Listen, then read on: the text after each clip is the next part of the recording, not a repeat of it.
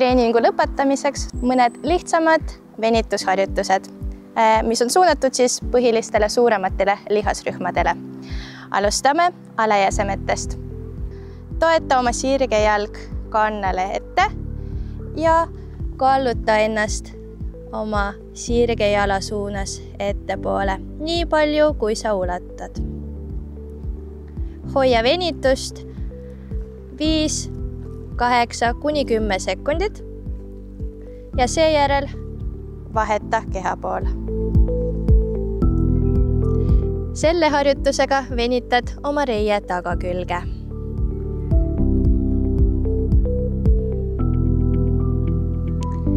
Reie tagaosa venitamiseks võid kasutada ka teist harjutust. Kalluta ennast kumera seljaga ettepoole, lase pea hästi lõdvaks ja ürita oma kätega jõuda täitsa alla ja ulatada maapinnale.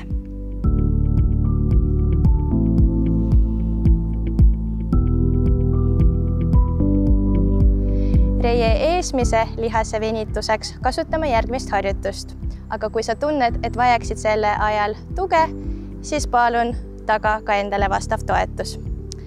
Sul on vaja võtta su jalg tagant kinni ja vii kand võimalikult lähedale oma tuharale. Sa saad venituse suurendamiseks kallutada ennast rohkem ettepoole, aga võid jääda ka otse. Korda harjutus ka teise poolega.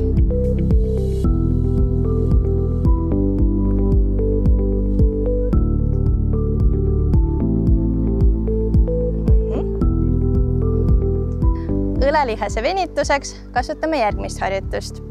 Vii sirge käsi enda suhtes ette ja teise käega fikseeri täiesti kinni. Jälgi selle harjutuse puhul, et su õlg on allapoole toodud ja sul ei teki üles tõstetud asendit. Ja vaheta keha pool.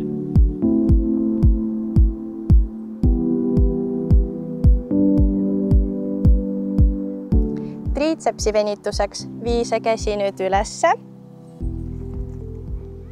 ja toeta teise käega küünarnukist. Selle harjutuse mõju suurendamiseks sa võid kallutada ennast küljele.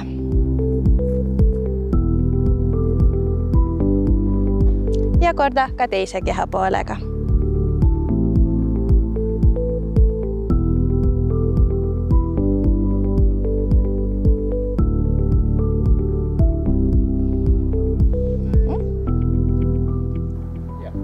Kaela venitamiseks tee järgmised harjutused.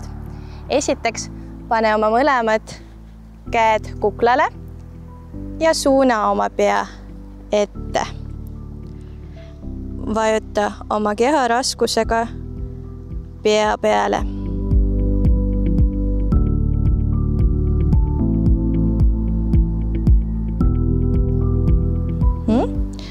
Samuti kalluta pea nüüd küljele. Ja selle venituse suurendamiseks sa võid kasutada ka oma käe tuge. Peale vajutadus muutub vastas küljelihaste venitus natuke ulatuslikumaks ja suuna see õlg hästi vabaks allapoole.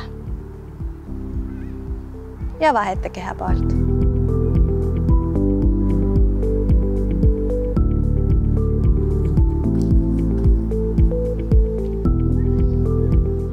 Liigu iga päev ja iga ilmaga.